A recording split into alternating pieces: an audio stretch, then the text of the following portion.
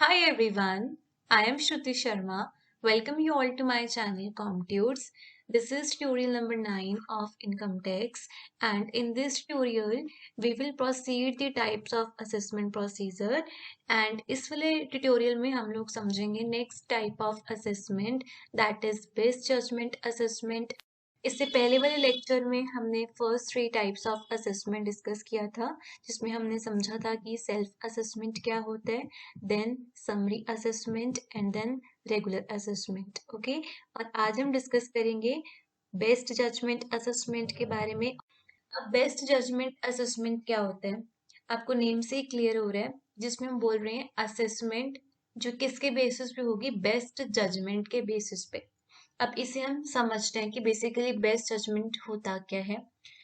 First thing कि best judgement assessment income tax में section 144 में डिस्क्राइब किया गया है। और बेस्ट जजमेंट असेसमेंट कब करी जाती है, जब एक असेसी बहुत सारा पैसा कमाता है, करोड़ों में उसकी इनकम अर्निंग हो रही है, बट उसके बावजूद भी अगर वो उस फाइनेंशियल ईयर में अपना आईटीआर फाइल नहीं करता है, तो उस केस में हम उसका बेस्ट जजमेंट असेसमेंट करते हैं।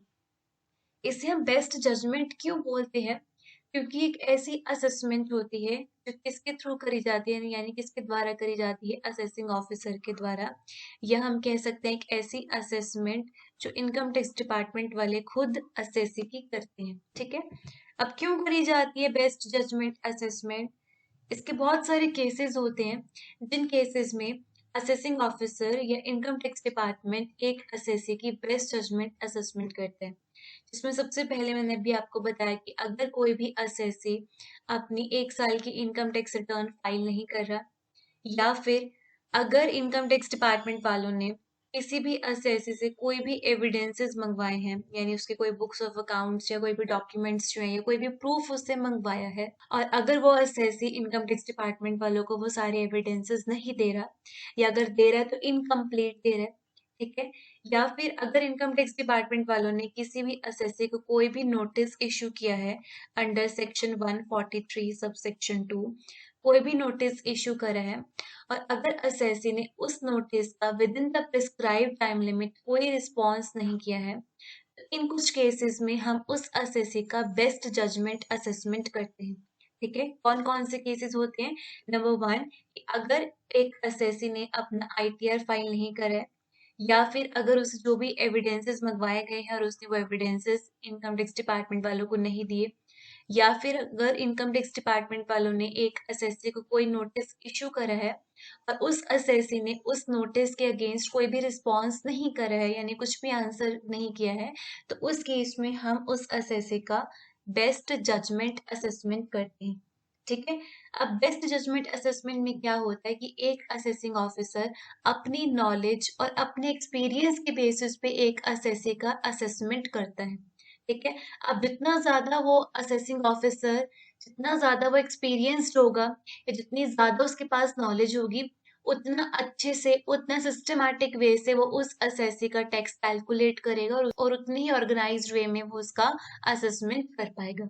ठीक है, क्योंकि हमें बोल रहे हैं कि जजमेंटल असेसमेंट है, तभी इस असेसमेंट का नाम क्या है, बेस्ट जजमेंट असेसमेंट। कि आप इसमें एक तरीके से बेसिकली गेस वर्क होता है। ठीक है, अब गेस वर्क ऑब्वियसली उसी पर्सन का अच्छा होगा जिसके पास ज्यादा एक्सपीरियंस होगा, ज्यादा नॉलेज होगी। तो सेम केस यहाँ पर होता है, जिस असेसिंग ऑफिसर के पास ज्यादा नॉलेज है, ज्यादा एक्सपीरियंस है, वही असेसिंग ऑफिसर एक असेसी का सही तरीके से टैक्स कैलकुलेट कर पाएगा और उसकी सही तरीके से असेसमेंट कर पाएगा। क्लियर, अब इसे हम यहाँ से रीड करते हैं ताकि आपको और अच्छे से क्लियर हो जाए। In a best judgement assessment, the assessing officer should really base the assessment on his best judgment, that is, he must not act dishonestly. अब अगर ये असेसमेंट असेसिंग ऑफिसर के द्वारा करी जा रही है, यानी इनकम टैक्स डिपार्टमेंट वाले खुद इस असेसमेंट को कर रहे हैं, तो ये वाली जो असेसमेंट है वो ऑनेस्टली और फेयरली होनी चाहिए। मतलब असेसिंग ऑफिसर जब इसमें अपनी जजमेंट देगा, तो उसने ऑनेस्ट वे से, फेयर वे से अपनी असेसमेंट देनी है। ये नहीं कि वो एक ऐसी असेसमेंट करे जिसमें उसका फायदा हो और असेसी का नुकसान हो। इस तरीके की असेसमेंट एक असेसिंग ऑफिसर नहीं करेगा। तभी इसको इनकम टैक्स वालों ने क्या नेम दिया है, बेस्ट जजमेंट असेसमेंट, कि एक असेसिंग ऑफिसर अपने एक्सपीरियंस और अपने नॉलेज के बेसिस पे एक असेसी की जो असेसमेंट है वो ऑनेस्टली और फेयरली करेगा। देन जो असेसमेंट है वो अनबायस्ड होनी चाहिए। अनबायस्ड का मतलब क्या है कि किसी भी तरीके का असेसी के साथ भेदभाव या पार्शियलिटी जब नहीं होनी चाहिए। बायस्ड असेसमेंट नहीं होनी चाहिए, रादर अनबायस्ड असेसमेंट होनी चाहिए। क्लियर? तो फर्स्ट लाइन में क्या लिखा है कि under section 144 in a best judgement assessment the assessing officer should really base the assessment on his best judgement, that is he must not act dishonestly. कि इसका मतलब ये नहीं कि अगर इनकम टैक्स डिपार्टमेंट वालों ने एक असेसिंग ऑफिसर को बोल दिया कि उसने इस असेसी की असेसमेंट करनी है, तो वो असेसिंग ऑफिसर अपनी मर्जी चलाएगा या अपने हिसाब से कुछ भी जजमेंट पास करेगा, अपने हिसाब से कुछ भी स्टेटमेंट पास करेगा, ऐसा उस असेसिंग ऑफिसर के पास कोई राइट नहीं होता। ठीक है? वो असेसिंग ऑफिसर उस असेसी के अगेंस्ट ऑनेस्ट और फेयर असेसमेंट करेगा, जो कि एक अनबायस्ड असेसमेंट होगी। Clear? Now, he must make a fair estimate of the proper figure of assessment, and for this purpose, he must be able to take into consideration local knowledge and repute in regard to the assessee circumstances and his knowledge of previous returns and assessment of the assessee and all other matters which he thinks will assist him in arriving at a fair and proper estimate. अब इस line में क्या लिखा है कि जब एक assessing officer एक असेसी का बेस्ट जजमेंट असेसमेंट करेगा तो उसे फेयर एस्टिमेट करना है। ठीक है? और जो भी उस असेसिंग ऑफिसर के पास नॉलेज है, जो भी एक्सपीरियंस है, या जो भी असेसी ने उस असेसिंग ऑफिसर को मटेरियल प्रोवाइड किया है, अपने डॉक्यूमेंट्स जो भी प्रोवाइड करे हैं, जो भी बुक्स ऑफ अकाउंट्स प्रोवाइड किए हैं, जो भी इंफॉर्मेशन दी है, उसकी बेसिस पे उस असेसिंग ऑफिसर को उस असेसी के अगेंस्ट जो है वो फेयर और प्रॉपर एस्टिमेट जो है वो पास करना होता है। ठीक है? अब जो बेस्ट जजमेंट असेसमेंट है, बेसिकली ये एक तरीके से गेस वर्क होता है। ठीक है? जो बेस्ट जजमेंट असेसमेंट है बेसिकली एक तरीके से गेस वर्क होता है कि जो असेसिंग ऑफिसर है वो अपने हिसाब से ऑनेस्ट और फेयर और अनबायस्ड असेसमेंट एक असेसी के अगेंस्ट करता है, और इसीलिए इस असेसमेंट को हम एक्सपर्टी असेसमेंट और वन साइडेड असेसमेंट भी बोलते हैं। क्लियर? बेस्ट जजमेंट असेसमेंट को हम एक्सपर्टी असेसमेंट और वन साइडेड असेसमेंट भी बोलते हैं। एक्सपर्टी असेसमेंट क्यों बोला जाता है कि जब कोई भी असेसी अपनी बुक्स ऑफ अकाउंट्स या कोई भी एविडेंसेस या कोई भी नोटिस अगर इनकम टैक्स डिपार्टमेंट वालों ने असेसी को इश्यू करा है और असेसी जो है वो असेसिंग ऑफिसर को इनकम्प्लीट इंफॉर्मेशन अगर दे रहा है, यानी कंप्लीट इंफॉर्मेशन नहीं प्रोवाइड कर रहा, तो उस केस में हम उस असेसी का बेस्ट जजमेंट असेसमेंट करते हैं। फाइन, इतना मीनिंग क्लियर हुआ कि बेसिकली बेस्ट जजमेंट असेसमेंट होता क्या है। अब नेक्स्ट आता है कि जो बेस्ट जजमेंट असेसमेंट है ये बेसिकली टू टाइप्स की होती है। One is your compulsory best judgement and second one is the discretionary best judgement. अब कंपल्सरी और डिस्क्रिशनरी बेस्ट जजमेंट असेसमेंट क्या होती है? डिस्क्रिशनरी का मतलब क्या होता है? जब आप अपनी मर्जी से कुछ भी काम करते हैं उसे हम बोलते हैं डिस्क्रिशनरी, मीन्स वॉलंटरी, आपके ऊपर किसी तरीके का बाउंडेशन नहीं होता। ठीक है? तो डिस्क्रिशनरी बेस्ट जजमेंट क्या होती है कि ये असेसिंग ऑफिसर की विल के ऊपर डिपेंड करती है कि एक असेसिंग ऑफिसर ने उस असेसी का बेस्ट जजमेंट करना है या फिर नहीं। मीन्स उसके ऊपर कोई कंपल्शन नहीं होता, उसके ऊपर कोई बाउंडेशन नहीं होता कि उसे उस असेसी का बेस्ट जजमेंट करना ही करना है। ठीक है? बेसिकली जो आपका डिस्क्रिशनरी बेस्ट जजमेंट है ये किसके ऊपर डिपेंड करती है? असेसिंग ऑफिसर की विल के ऊपर। विल मीन्स कि उसकी इच्छा के ऊपर डिपेंड करती है, उसकी इच्छा के ऊपर निर्भर करती है कि उस असेसी का उसे बेस्ट जजमेंट करना है या फिर नहीं करना। ठीक है? अब सेकेंड पॉइंट आता है कि डिस्क्रिशनरी बेस्ट जजमेंट कब किया जाता है, मीन्स किन किन केसेस में हम एक असेसी का डिस्क्रिशनरी बेस्ट जजमेंट करते हैं। जब जो आपका असेसिंग ऑफिसर है, जो असेसी के बुक्स ऑफ अकाउंट्स हैं या जितने भी असेसी के रिकॉर्ड्स हैं जो उसने एक असेसी ने मेंटेन कर रखे हैं, ठीक है, जब वो assessing officer in books of accounts या इन रिकॉर्ड्स की कंप्लीटनेस या फिर करेक्टनेस, जब एक असेसिंग ऑफिसर एक असेसी की बुक्स ऑफ अकाउंट्स और रिकॉर्ड्स की कंप्लीटनेस या फिर करेक्टनेस से सेटिस्फाई नहीं होता है, तो उस केस में असेसिंग ऑफिसर असेसी के अगेंस्ट डिस्क्रिशनरी बेस्ट जजमेंट करता है। ठीक है। नंबर 1 कि जब असेसिंग ऑफिसर एक असेसी के बुक्स ऑफ अकाउंट्स या रिकॉर्ड्स की कंप्लीटनेस या करेक्टनेस से सेटिस्फाई नहीं होता, तो वो असेसिंग ऑफिसर की विल होती है कि वो उसके अगेंस्ट बेस्ट जजमेंट करेगा। ठीक है, बेस्ट जजमेंट कर भी सकता है, नहीं भी कर सकता, ये उसकी इच्छा होती है। वो क्या है, डिस्क्रिशनरी है, उसकी मर्जी है, उसके ऊपर कोई कंपल्शन नहीं है। ठीक है, लेकिन कौन कौन से केसेस में वो डिस्क्रिशनरी कर सकता है, जब वो असेसिंग ऑफिसर असेसी के बुक्स ऑफ अकाउंट्स या रिकॉर्ड्स की कंप्लीटनेस और करेक्टनेस से सेटिस्फाई नहीं होता। सेकंड, जब असेसी एक अकाउंटिंग मेथड फॉलो नहीं करता है। अगर जो आपका असेसी है वो एक अकाउंटिंग मेथड फॉलो नहीं करता, अब जैसे बहुत सारे अकाउंटिंग मेथड्स होते हैं, आपने अकाउंट्स में पढ़ा होगा, जैसे कैश मेथड है, मर्केंटाइल मेथड है, या अक्रूवल मेथड है, या डबल एंट्री सिस्टम मेथड है, या सिंगल एंट्री सिस्टम मेथड है। तो अकाउंट्स मेंटेन करने की बहुत सारी मेथड्स होती हैं। अब अगर असेसी वो मेथड्स को प्रॉपरली फॉलो नहीं कर रहा, ठीक है, या वो फ्रिक्वेंटली उन मेथड्स को चेंज कर रहा है, कि कभी उसने अपने अकाउंट्स कैश मेथड से बना रखे हैं, कभी उसे सिंगल एंट्री सिस्टम मेथड से बना रखे हैं, नहीं फ्रिक्वेंटली वो अपने मेथड्स को चेंज कर रहे हैं, अकाउंट्स को मेंटेन करने के जो मेथड्स हैं उनको वो फ्रिक्वेंटली चेंज कर रहे हैं, तो उस केस में भी जो असेसिंग ऑफिसर है उसके पास राइट होता है कि वो उस असेसी के अगेंस्ट डिस्क्रिशनरी बेस्ड जजमेंट कर सकता है। ठीक है, तो एक बार इसको यहाँ पर रीड करते हैं ताकि आपको अच्छे से क्लियर हो जाए। Discretionary best judgment is the assessment which is done even in cases where the assessing officer is not satisfied about the correctness or the completeness of the accounts of the assessee. अभी यहाँ पर मैंने बताया कि जब एक assessing officer किसी भी असेसी के बुक्स ऑफ अकाउंट्स या उसके रिकॉर्ड्स की कंप्लीटनेस या करेक्टनेस से सेटिस्फाई नहीं होता है, तब असेसिंग ऑफिसर उस असेसी के अगेंस्ट डिस्क्रिशनरी बेस्ट जजमेंट कर सकते हैं। ठीक है, और सेकंड क्या लिखा है, where no method of accounting has been regularly and consistently employed by the assessee. Second क्या है कि अगर उस असेसी ने जो अकाउंटिंग मेथड है वो कंसिस्टेंटली फॉलो नहीं कर रखे, यानी जो उसने अपने अकाउंट्स मेंटेन कर रखे हैं, जो उस असेसी ने अपने बुक्स ऑफ अकाउंट्स मेंटेन कर रखे हैं, वो उसने एक प्रॉपर मेथड से या एक प्रॉपर वे से नहीं मेंटेन कर रखे, या वो उन मेथड्स को फ्रिक्वेंटली चेंज कर रहा है, तो उस केस में भी असेसिंग ऑफिसर असेसी के अगेंस्ट डिस्क्रिशनरी बेस्ट जजमेंट कर सकता है। क्लियर। अब सेकंड आता है compulsory best judgement.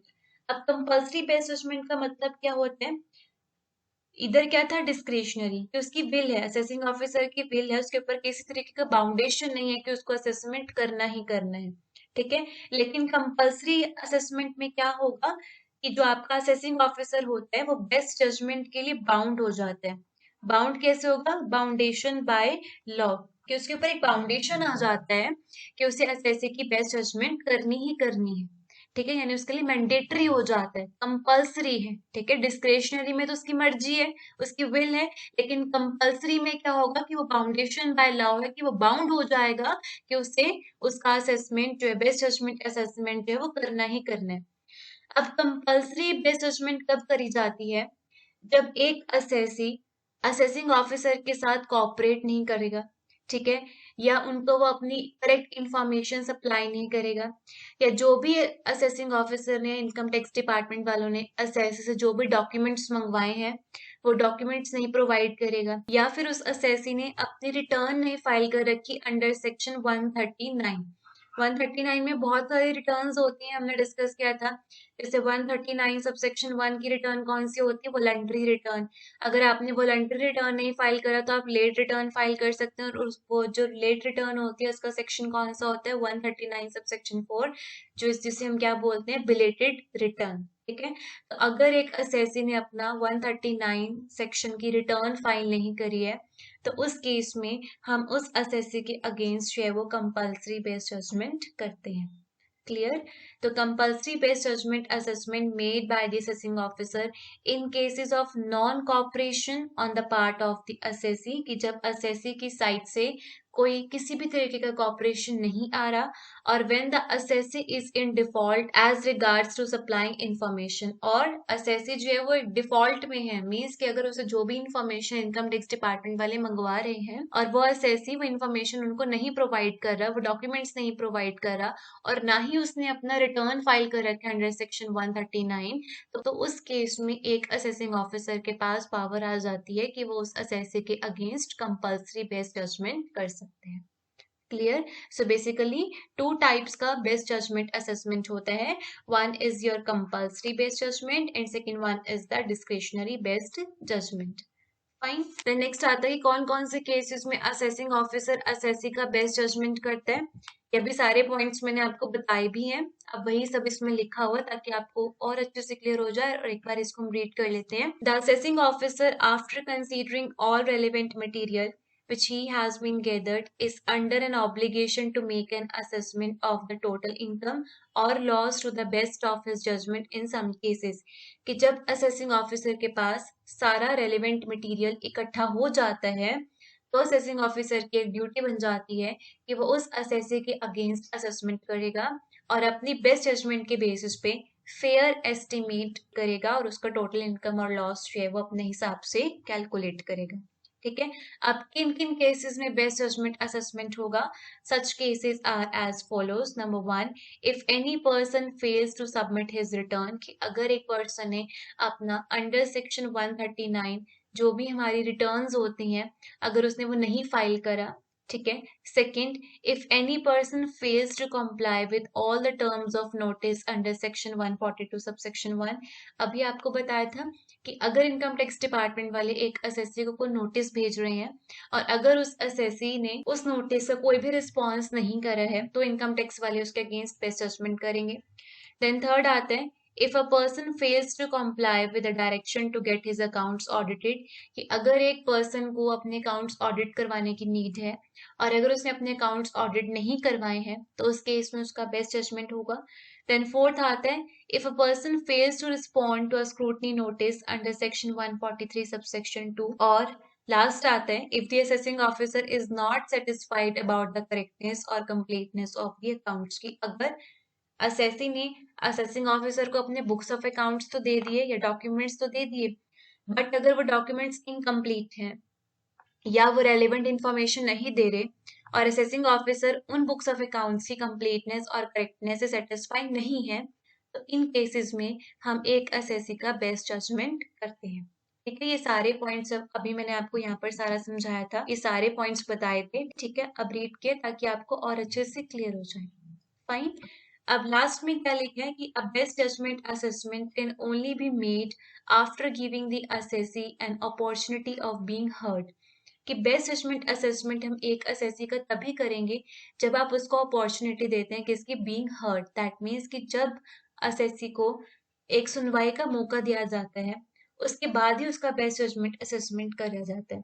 Income tax में एक रूल है, असेसी को अपॉर्चुनिटी दिए बिना आप उसका असेसमेंट नहीं कर सकते। ठीक है, पहले ऑलवेज हर केस में असेसी को एक अपॉर्चुनिटी दी जाती है कि वो अपनी बात रखे कि उसने ऐसा क्यों किया, उसने ऐसा फॉल्ट क्यों करा कि जिसकी वजह से हमने उसे असेस इन डिफॉल्ट डिक्लेयर किया। ठीक है, पहले उसको अपॉर्चुनिटी दी जाएगी, उसके बाद उसके अगेंस्ट असेसमेंट करा जाता है। क्लियर हुआ? तो ये है आपका best judgement assessment. Fine, I hope best judgement assessment आपको क्लियर हो गया होगा। अगर फिर भी आपको इस असेसमेंट में डाउट होगा तो आप अपने डाउट्स अपने क्वेरीज कमेंट सेक्शन में मेंशन कर सकते हैं। Clear? So this is all about today session. Next video में हम डिस्कस करेंगे इनकम एस्केपिंग असेसमेंट। ठीक है, टिल देन आप बेस्ट जजमेंट असेसमेंट को अच्छे से प्रिपेयर कर लेना, और अगर फिर भी कोई डाउट होगा या फिर कोई भी क्वेरी होगी, अगेन आई एम सेइंग अपनी क्वेरीज अपने डाउट्स आप कमेंट सेक्शन में जरूर मेंशन कर देना। Clear? So this is all about today's session. Thank you so much for watching this tutorial. If this lecture is helpful for all of you, then please do share your valuable feedback in the comment section, as your feedback really matters a lot. And also to hit the like button, and don't forget to share this channel and this video with your friends and your classmates too. Thank you. Bye bye. Take care. Have a great day ahead.